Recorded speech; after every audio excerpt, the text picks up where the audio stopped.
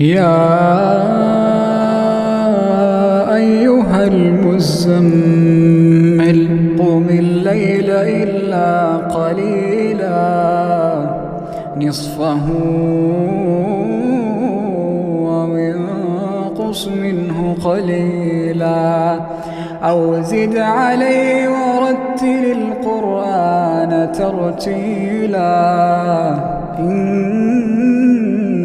سنلقي عليك قولا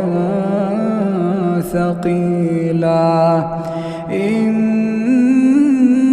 ناشئة الليل هي أشد وطئا وأقوم قيلا إن لك في النهار سبحا